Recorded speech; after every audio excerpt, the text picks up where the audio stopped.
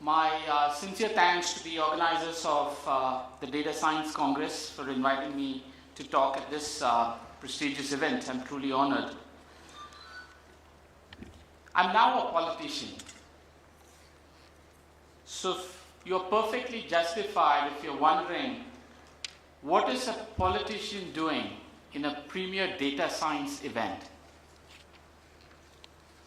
I'm here presumably because I've just been appointed by Mr. Rahul Gandhi as the chairman of the newly formed Data Analytics Department in the Congress Party.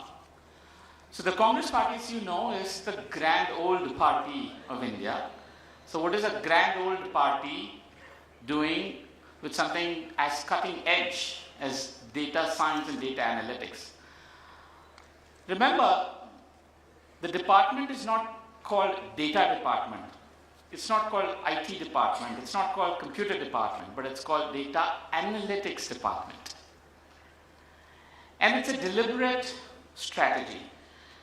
I recall after the announcement was made on February 5th of this year, there were a few people who remarked, saying, within the party, who asked me, are we the only political party to have a department called the Data Analytics Department? I mean, to my knowledge, I think we're the only ones in India, perhaps the world, to have a formal department within the party. So why is this needed? What can data do in politics and inside a political party? And that's really what I thought I should be talking about today. You know, the term big data is used very frequently. As some of you know, this term was coined by a computer scientist from Silicon Graphics, the company that made supercomputers, which also helped make the movie Jurassic Park, for those of you that remember the 90s. And the term big data is often used to signify large volumes of data. But in my view, big data in the Indian context and in Indian political context is actually data in a variety of forms, such as images, pictures. So it's not just numbers, but it's all forms of data: images, pictures, videos, audios. So in a typical day, I would get, say, a call from my state unit, let's say in West Bengal, and they would say, Praveen ji, मैं आपको कुछ data भेज रहा हूँ. I said, ठीक है. So I'll wait for the data, and when it comes, it'll actually be either a picture, or sometimes it'll be an audio recording of a conversation that a party worker is having with a voter. And this is actually called data, even within the political party. Now, think about it from my perspective. What do I do with this? I have to process this, make sense of it, convert this into meaningful information that we can use, and that can be helpful for decisions that we make in the party or electorally. And that really is the primary challenge that we face in the department, within the party, and that's precisely why we needed a department such as this. Indian politics is perhaps the largest producer and consumer of data in India. And sometimes we don't kind of realize that. If you take the geographical construct of India, India is divided into 7 lakh villages, 600 districts, 36 states and union territories. But guess what? The most micro unit of information that you get in India is a polling booth. A polling booth or a polling station is where Indians go to register their vote. there were nearly 1 million polling booths across the country in the 2014 election. So there were, if you wanted information, let's say, about India, you could get it at the most micro level through census and NSSO at the village level, and villages are just 6 lakh. In 2014, you could actually get data of how 600 million voters voted across 1 million polling booths in the country. The data of how hundreds of millions of Indians have voted in clusters of every polling booth as a group of 1,000 voters approximately. So in clusters of 1,000, you can actually get data of how each booth is voted for every single election since 1952. Imagine the size and the quantum of data. This is really big data. And when I say this to people, when I say this to data scientists, the immediate reaction I get is, we didn't even know that all of this data was available. The data has been available.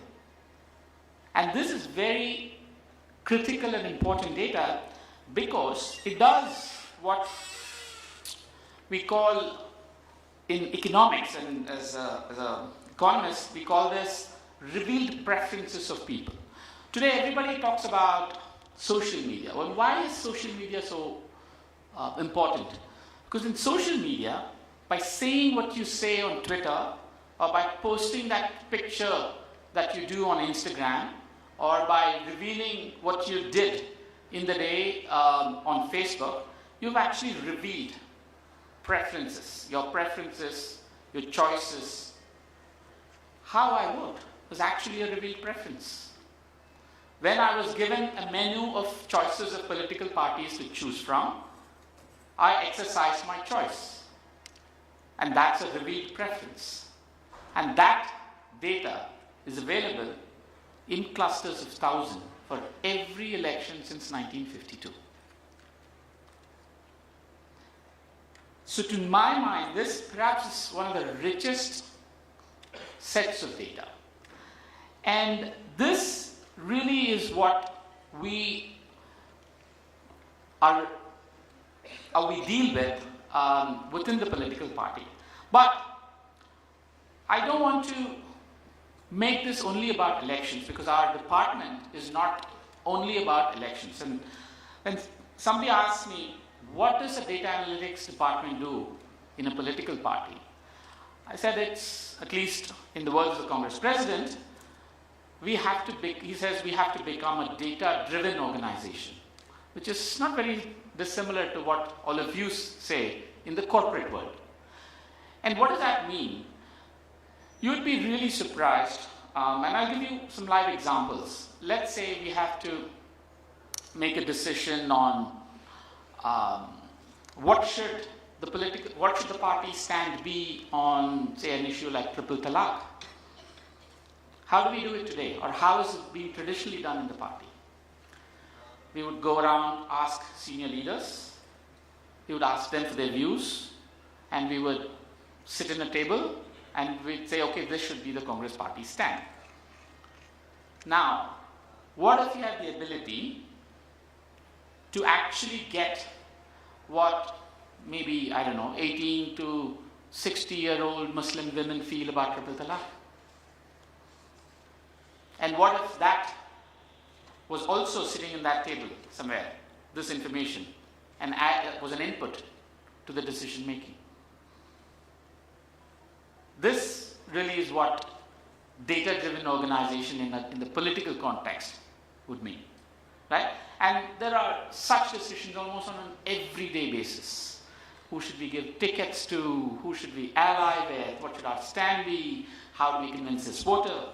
And that's why I always felt the use of data is perhaps, and what you all call use case for data, is perhaps the most acute in politics. And certainly in Indian politics, which is so complex, so diverse, that data can play a huge role. And what is this role? What is this role? When we talk about political parties, we talk about political parties in the context of a representative democracy, right? So we're here to fight elections, to convince voters. And when we say we are a representative democracy, the idea of a representative democracy goes back to the Roman Republic. And what is it? It is about politicians representing citizens on their issues and their votes. Now, if I have to represent all of you, I need to be able to connect with all of you. How do I connect with all of you? If I can connect, and what's the most ideal way to connect with 800 million voters? If I can do it at a personal level, if I can do it at a one-on-one level, that truly is what representative democracy is. And essentially, data analytics today, in the world, in the age of social media, in politics, and certainly electoral politics, is about getting politicians, candidates, aspirants to actually connect one-on-one with voters. And I see nothing wrong with that, despite all the recent news about what happened in America with data and their elections. The idea that as politician should connect with voters directly is actually the very idea and definition of a representative democracy. But it certainly does come with certain do's and don'ts.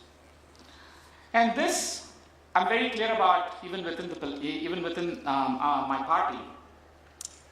And I say this to people: we have two forms of data, public data and private data.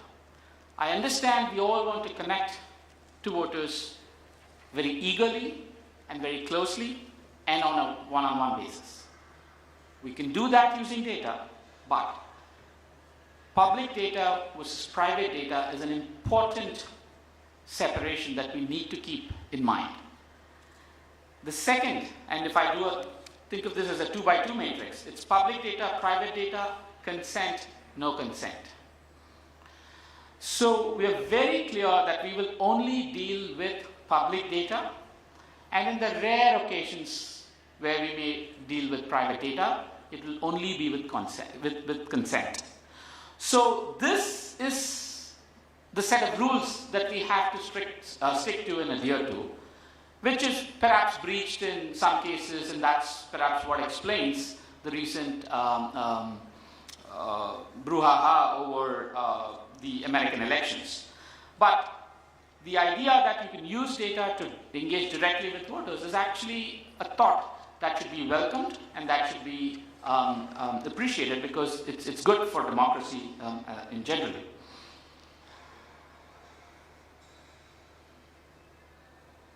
So one of the questions that we commonly deal with, right? What role can data play in a political party? Let's say the Karnataka elections just finished.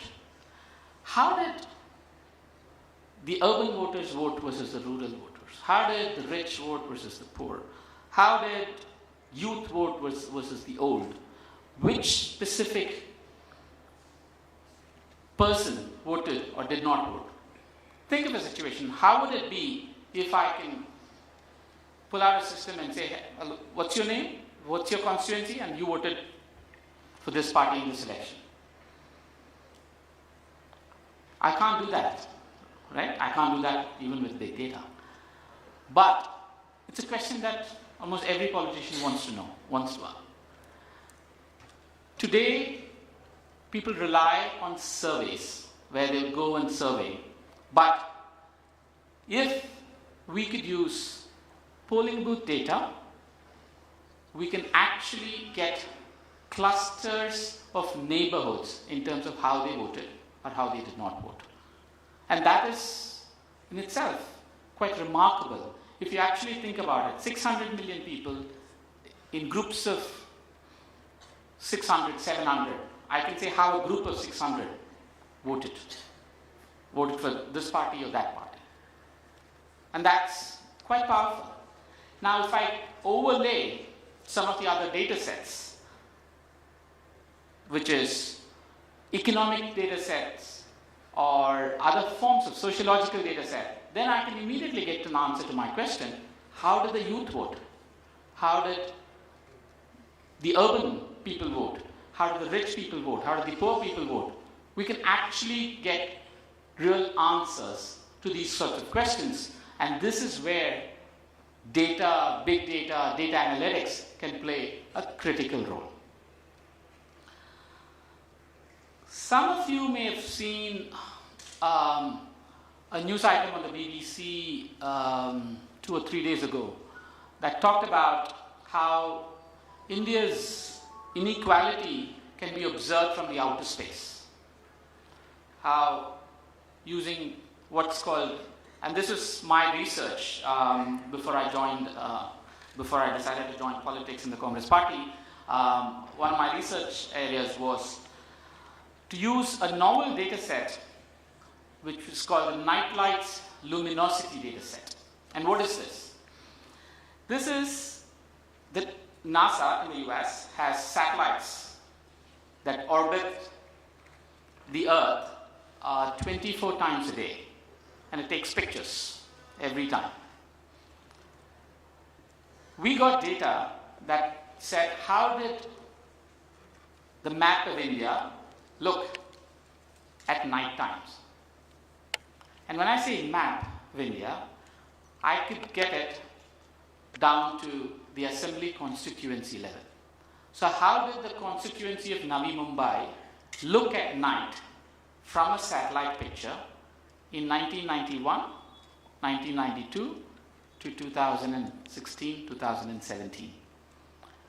So down to the assembly constituency level, we got this data set.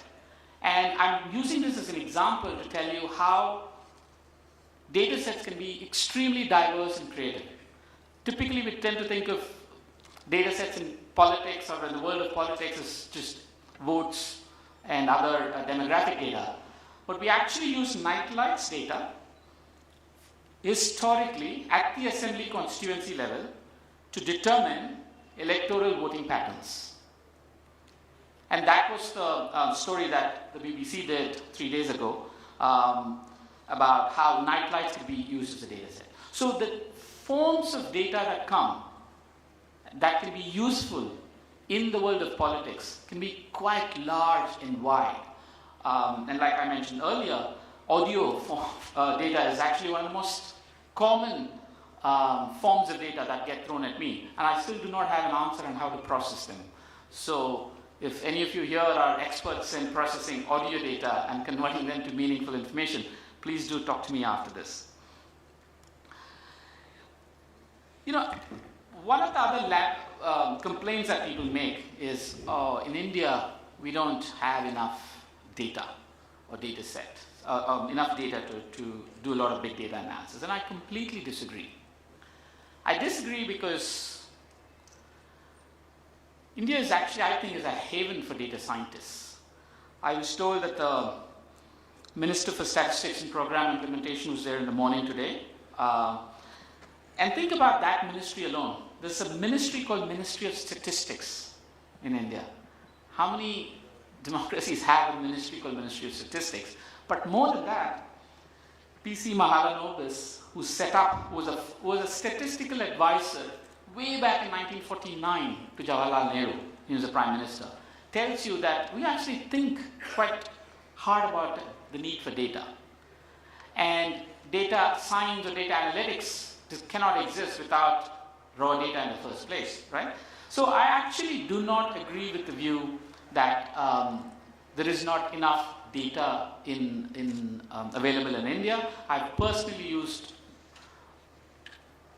large sets of data in the Indian context. The challenge, of course, is it is not usable, it's not readily available in a form that we can use it, that all of you can run your R codes or other sorts of analysis on. It needs a lot of processing, but that also, I think, is a big part of data science. And let me conclude by telling you a little bit about our philosophy in the Congress Party on how we use data, our approach to data. By virtue of me being there, our approach to data is actually quite different, because we approach data as truly a science. For us, data is important for decisions. Data is not something that we think of when there is an election coming up and we forget about it after the election. It truly is an important facet within the party, and because we think of data as a science and as a tool for decision making, the data that we work with, the data sets that we work with, are also quite wide. And some of the basic, one of the first things I had to do after I joined the party was to actually get organizational data. It's a party with 10 million workers, party workers, still. Though a lot of you may think that the Congress Party is down in the dumps, there are still 10 million active Congress Party workers across the country. And that's a big data set. If I could, and I said first thing, if I could lay my hands on it, that would be wonderful. Of course, there was no readily available database of that.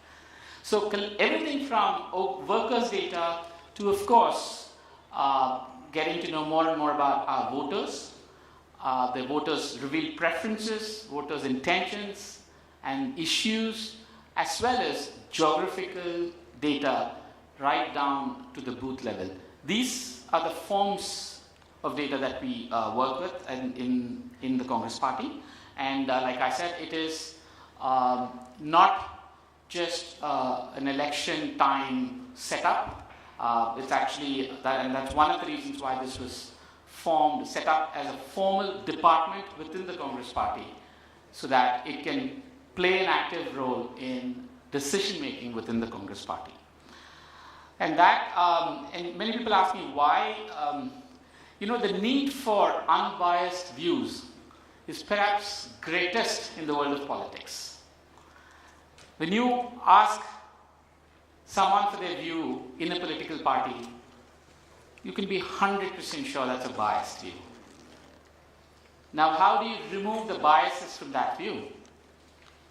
The only way you can do that is through data, right? Data is objective, free of biases, hence the need for us to use data.